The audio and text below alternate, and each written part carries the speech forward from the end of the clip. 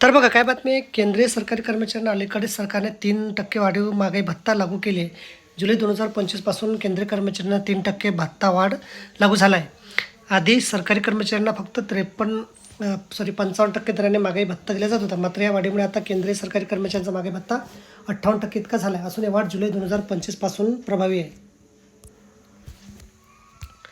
याच पार्श्वभूमीवर आता सरकारकडे जोरदार पाठपुरावा सुरू झाला असून राज्य सरकारी गड्ड चतुर्थ श्रेणी कर्मचारी मध्यवर्ती महासंघ महाराष्ट्र संघटनामार्फत राज्याचे मुख्यमंत्री श्री देवेंद्र फडणवीस साहेब आणि राज्याचे अर्थमंत्री तथा उपमुख्यमंत्री अजितदादा पवार साहेब यांना एक पत्र पाठवण्यात आलं आहे.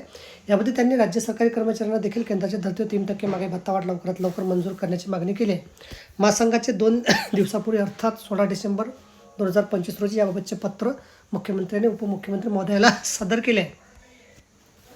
खरं तर याआधीसुद्धा महासंघाकडून महागाई भत्ता वाढी संदर्भात पत्र सादर करण्यात आले होते.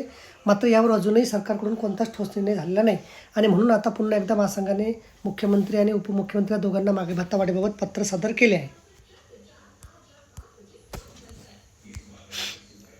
महासंघाने ऑक्टोबर महिन्याच्या 8 तारखेला राज्य कर्मचाऱ्यांच्या महागाई भत्ता वाढीबाबत पत्र पाठवले होते आणि त्यानंतर आता 16 डिसेंबर 2025 रोजी पुन्हा पत्र पाठवले आहे. केंद्रीय कर्मचाऱ्याप्रमाणे राज्य शासकीय कर्मचाऱ्यांना वेतन व महागाई भत्ता देण्याचे शासनाचे धोरण आहे.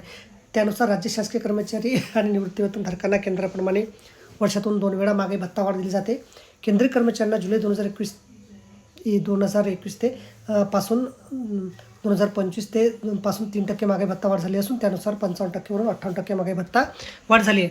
परंतु राज्य शासकीय कर्मचाऱ्यांना महागाई भत्ता वाढ अद्याप देण्यात आले नाही. त्यासाठी उपरोक्त संदर्भातील दिनांक 8 ऑक्टोबर 2025 रोजीच्या पत्रान्वये सदर महागाई भत्ता वाढ दिवाळीपूर्वी देण्याची विनंती देखील या महासंघाने शासनाला केली होती.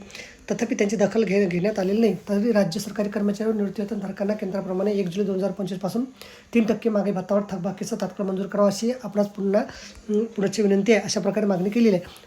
तर बघा अशा प्रकारे अत्यंत महत्त्वाची माहिती आपल्याला समजली असेल. व्हिडिओसुद्धा आवडल्यास लाईक करा, शेअर करायला विसरू नका. धन्यवाद.